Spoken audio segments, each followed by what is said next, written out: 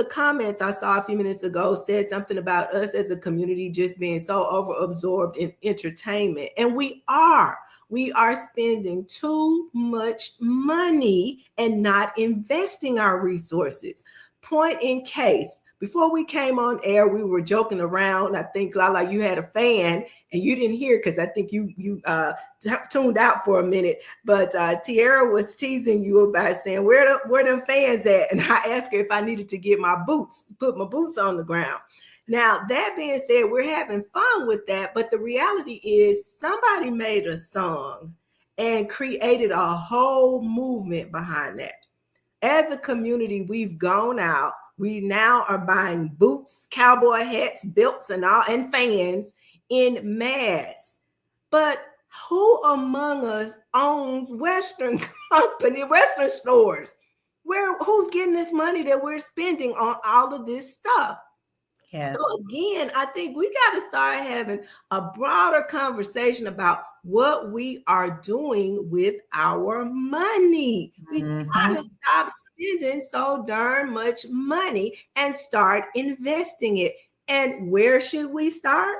Tech. Why tech?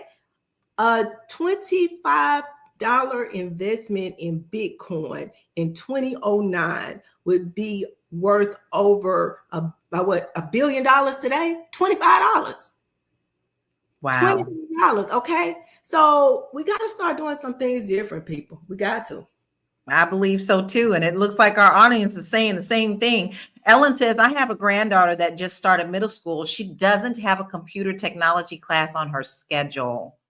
Y'all, she's in middle school and she does not have a computer technology class on her schedule. That is saying something. Brother Future said it's going to be like Star Wars. People who want exponential results in areas of interest pursued will get exponential results. It's true. I actually just saw a very interesting video about, they tackled this on Star Trek many years ago, where a character created a character upon someone else and fell in love with that character.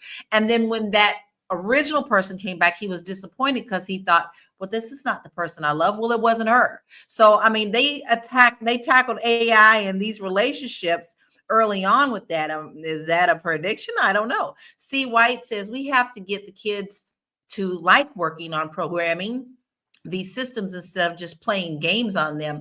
I think that's a great question for you, Marlo. How do we do this as a community? How do we get the children to be interested in that more so than being the next ball player or football player? Or, you know, how do we get them to focus on better things? Well, I'm not going to knock football, basketball, sports, none of that. I'm a sports girly. If you want to run with a ball, I will watch you. So let's just say that. But I would say as a parent, I think that I was a kid who took stuff apart, right? My mom is on the chat. She probably laughing as I'm saying that. The oscillating fan, I took it apart. The little space heater, I took it apart. The box fan, I took it apart. I needed to know how things work. And my parents allowed me. Now, you better put it back together how it's supposed to work was the rule, but I was allowed to do that. I was allowed to tinker. And as an adult, when I got into TV, I was told by a professor, hey, you can't break it unless you drop the computer on the floor. So knock yourself out learning. That opened the door for me to want to learn as much as possible. And I think that that's the key. The key is to take the taboo off.